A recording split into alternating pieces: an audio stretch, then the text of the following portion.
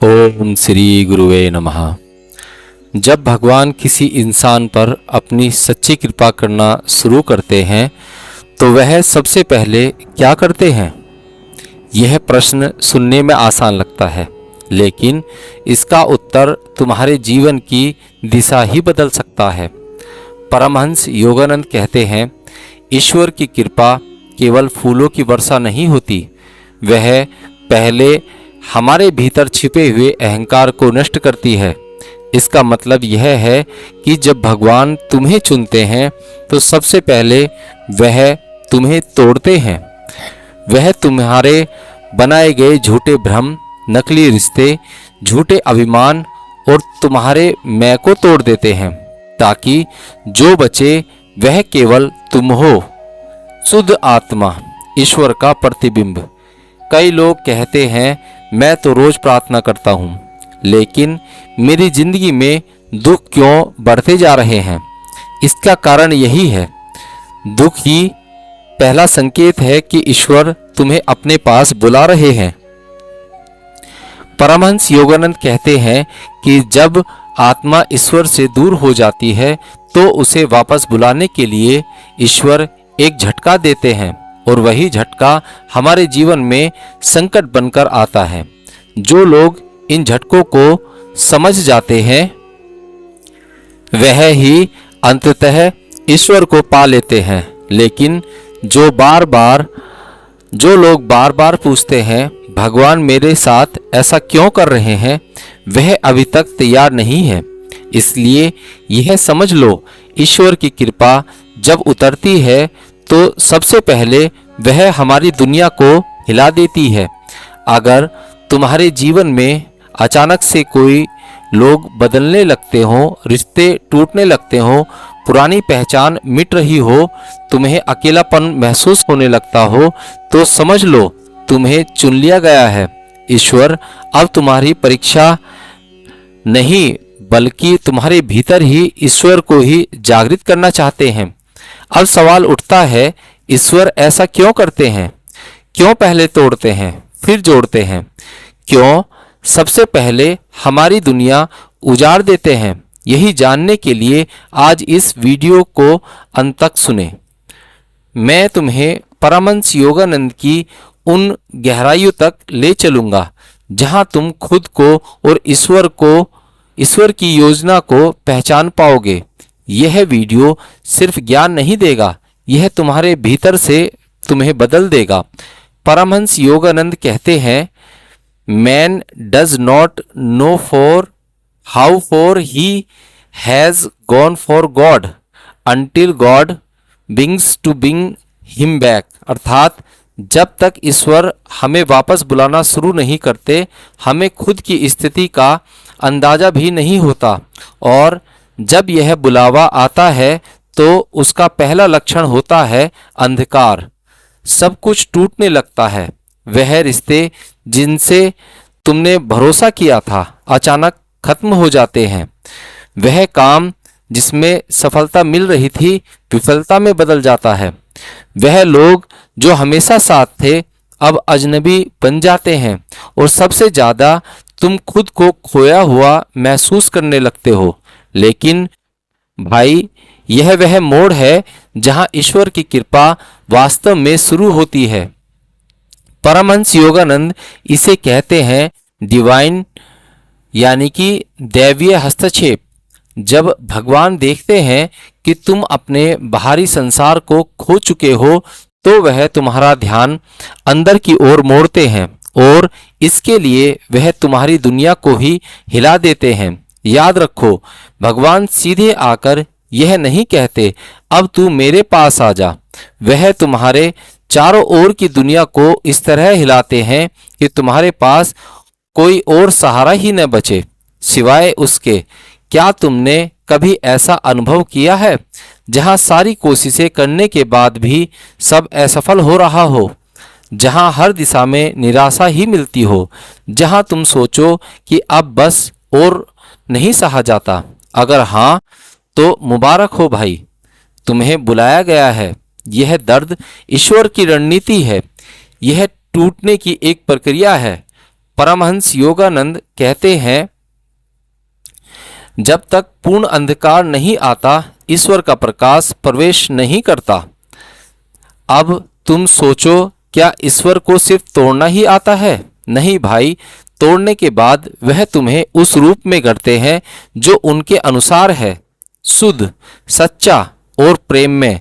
जैसे किसान बीज बोने से पहले मिट्टी को जोतता है, पुरानी घास को उखाड़ता है, उसी तरह भगवान तुम्हारे भीतर की पुरानी अहंकारी परतों को हटाते हैं। फिर तुम्हारी आत्मा में ईश्वर का बीज बोया जाता है और तब शुरू होती है सच्चे आध्यात्मिक जीवन की यात्रा। इसलिए जब जीवन में सब कुछ बिखर रहा हो तो डरना नहीं, समझ जाना कि तुम्हें फिर से जोड़ा जा रहा है, लेकिन अब ईश्वर के अनुसार। अगली कड़ी में हम जानेंगे, जब इस इंसान ईश्वर को इस तोड़ने के काम को समझ जाता है तब उसे क्या करना चाहिए, कैसे प्रतिक्रिया देनी चाहिए। जब जीवन तुम्हें घुटनों पर ला दे, जब हर कोशिश व्यर्थ लगने लगे, जब तुम्हारा मन कहे अब और नहीं सहा जाता, तो समझ लो अब मौन होने का समय है। परमहंस योगानंद कहते हैं, जब तुम्हारा मन शांत होता है तभी ईश्वर तुम्हारे संवाद सुनते हैं, तुमसे संवाद करते हैं। इसलिए जब तुम्हारी दुनिया बिखरने लगे तो भागो मत, शोर मत मचाओ, दूसरों को दोष मत दो, खुद को कोसो मत, बस मौन में बैठ जाओ। मौन का अर्थ यह नहीं कि केवल आवाज बंद हो जाए। मौन का अर्थ है भीतर की बेचैनी को देखकर भी शांत रहना, क्योंकि यही समय है जब ईश्वर चाहते हैं कि तुम अपनी ताकत नहीं, उनकी शक्ति पर भरोसा करना सीखो।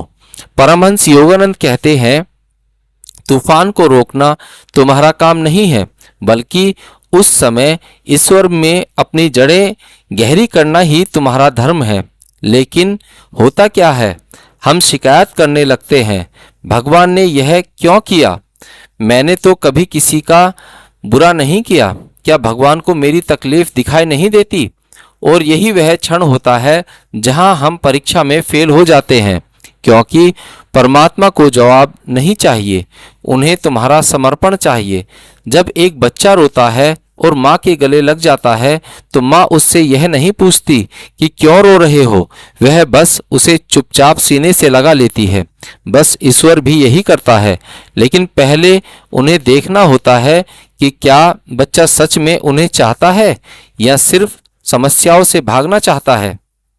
इसलिए जब जीवन टूटने लगे तो प्रार्थना करो, लेकिन मांगने के लिए नहीं, खुद को सौंपने के लिए।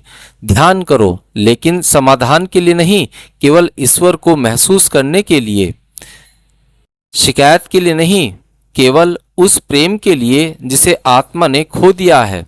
और जब वह सब तुम करते हो तो शक्ति तुम में जागती है, वही तुम्हें आध्यात्मिक पुनर्जन्म की ओर ले जाती है। यही आत्मसमर्पण का रहस्य है और यही वह चरण है जहां से सच्चा परिवर्तन शुरू होता है। अगली कड़ी में हम जानेंगे कैसे ईश्वर फिर तुम्हें गढ़ते हैं एक नए रूप में, एक नए जीवन में, और कैसे शुरू होती है निर्माण का चरण। जब तूफान गुजर जाता है और धरती शांति से भीगती है तब बीज अंकुरित होने लगते हैं। ठीक वैसे ही जब तुम्हारे भीतर का तूफान शांत हो जाता है और आत्मा आत्मसमर्पण की स्थिति में आ जाती है तो ईश्वर तुम्हें दोबारा बनाना शुरू करते हैं। परमहंस योगानंद कहते हैं कि आध्यात्मिक पुनर्जन्म केवल ध्यान दो, यह कोई चमत्कारी प्रक्रिया नहीं है जहां अचानक रोशनी गिरे और तुम देवता बन जाओ। नहीं, यह एक धीमी, सुंदर और अद्भुत यात्रा है जहां तुम्हारा मन, आत्मा और जीवन एक एक करके शुद्ध होते हैं। भगवान पहले तुम्हारे गलत इच्छाओं को जड़ से उखाड़ते हैं, फिर उसमें ईश्वर की प्यास भर देते हैं। इसका मतलब क्या हुआ? पहले तुम्हें वह रिश्ते छोड़ने पड़ते हैं जो आत्मा को नीचे गिरा रहे थे, फिर तुम्हें उन आदतों से अलग होना पड़ता है जो केवल शरीर को सुख देती है लेकिन आत्मा को खोखला कर रही थी। धीरे धीरे तुम्हें उन विचारों से भी विदा लेनी होती है जो मैं, मेरा, मुझे जैसे शब्दों में उलझे हुए थे। और जब यह सब हटता है तब भीतर एक खालीपन पैदा होता है और यही खालीपन ईश्वर को प्रवेश करने की अनुमति देता है। परमहंस योगानंद कहते हैं, आप यह शरीर नहीं है। जब तुम इस सत्य को समझने लगते हो तभी तुम्हारे भीतर की असली चेतना जागती है। अब तुम्हें साधारण चीजों में भी असाधारण अनुभव होने लगते हैं। एकांत अब अकेलापन नहीं लगता, वह ध्यान बन जाता है। समस्याएं अब सजा नहीं लगती, वह गुरु बन जाती है। और जीवन अब कोई बोझ नहीं बल्कि ईश्वर की यात्रा बन जाती है। भाई, जब कोई इंसान इस अवस्था तक पहुंचता है तो वह दुनिया में रहते हुए भी दुनिया से ऊपर उठ जाता है। उसका उद्देश्य अब केवल जीवित रहना नहीं बल्कि आत्मा को ईश्वर के समीप ले जाना होता है। और तब वह इंसान दूसरों के लिए प्रकाश बन जाता है, जैसे योगानंद खुद बन गए, एक ऐसी आत्मा जिन्होंने अपनी तोड़फोड़ से होकर गुजरकर दुनिया को रोशनी दी। यही तुम्हारा भविष्य हो सकता है अगर तुम ईश्वर की इस प्रक्रिया को समझो और स्वीकार करो। अगले भाग में हम जानेंगे जब आत्मा घड़ी जाती है तो उसमें क्या चमत्कार होने लगता है और कैसे तुम दूसरों के जीवन में भी ईश्वर का प्रकाश बन सकते हो। जब एक इंसान अपनी इच्छाओं को छोड़ देता है और पूरी तरह ईश्वर की योजना में बहने लगता है तो वह अब केवल एक इंसान नहीं रहता, वह ईश्वर का एक जरिया बन जाता है। परमहंस योगानंद कहते हैं, जब तुम अपने भीतर के अहंकार, भय, अपेक्षाएं और दुखों को पूरी तरह खाली कर देते हो तब ईश्वर स्वयं तुम्हें भरते हैं अपनी चेतना से, अपनी शक्ति से। उस अवस्था में तुम्हारी आंखों में अब कोई व्यक्ति नहीं दिखता बल्कि हर किसी में आत्मा दिखाई देती है। तुम्हारे शब्द अब सिर्फ बात नहीं करते, वे आत्मा को छूते हैं। तुम्हारी उपस्थिति ही एक शांति बन जाती है और तुम्हारा जीवन एक संदेश बन जाता है। यही कारण है कि जब लोग परमहंस योगानंद के पास बैठते थे तो बिना कुछ कहे भी उनकी आंखों से आंसू बहने लगते थे, क्योंकि उनकी आत्मा से ईश्वर झलकता था। भाई, ऐसा नहीं है कि यह सिर्फ संतों के लिए है, तुम भी यह बन सकते हो। जब ईश्वर तुम्हें तोड़ते हैं, गढ़ते हैं और फिर अपना माध्यम बनाते हैं तब तुम्हारी उपस्थिति से ही लोगों को प्रेम, शांति और प्रेरणा मिलती है। उस अवस्था में तुम अब प्रार्थना नहीं करते, तुम खुद एक प्रार्थना बन जाते हो। तुम अब ज्ञान नहीं बांटते, तुम खुद एक जीवित ज्ञान बन जाते हो।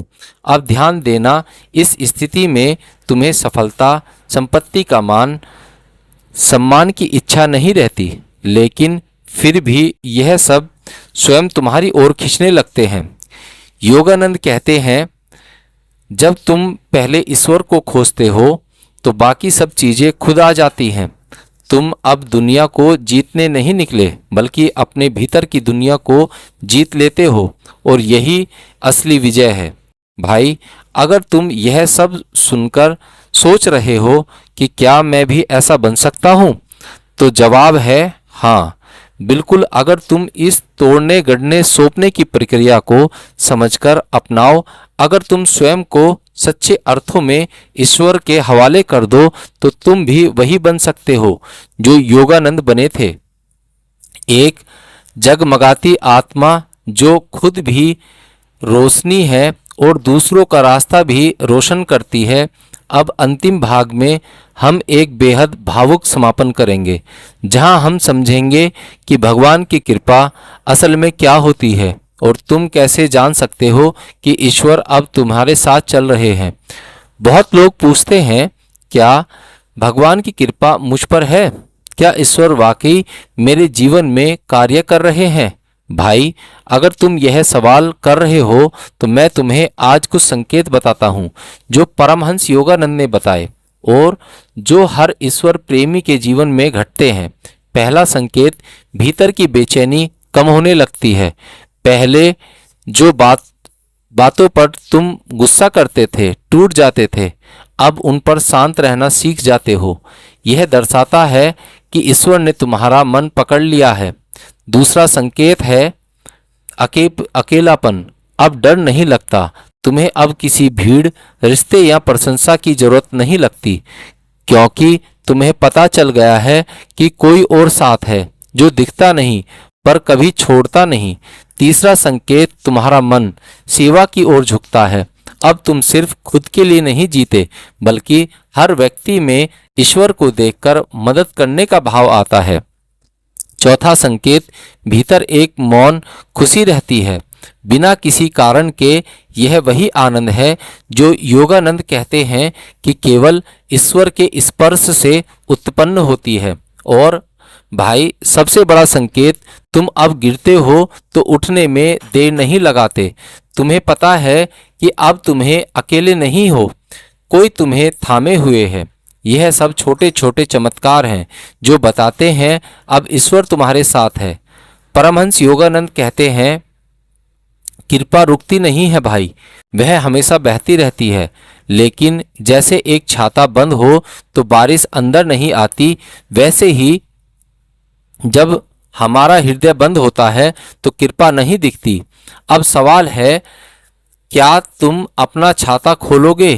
क्या तुम उस कृपा को पहचानोगे जो शायद कई वर्षों से तुम्हारे जीवन में उतर रही है, लेकिन तुमने देखी नहीं? अगर हाँ, तो अब से तुम्हारा जीवन वही नहीं रहेगा। अब से तुम गिरोगे लेकिन टूटोगे नहीं, तुम रोओगे नहीं अकेले, तुम अकेले नहीं, तुम लड़ोगे, लेकिन अब तुम्हारी आत्मा के साथ ईश्वर लड़ेंगे। और यही है ईश्वर की सच्ची कृपा। वह तुम्हें बदलते नहीं, वह तुम्हें तुम्हारा असली रूप दिखाते हैं, वह रूप जिसमें तुम खुद भगवान के अंश हो, शुद्ध, शांत, प्रेम में। जय गुरुदेव।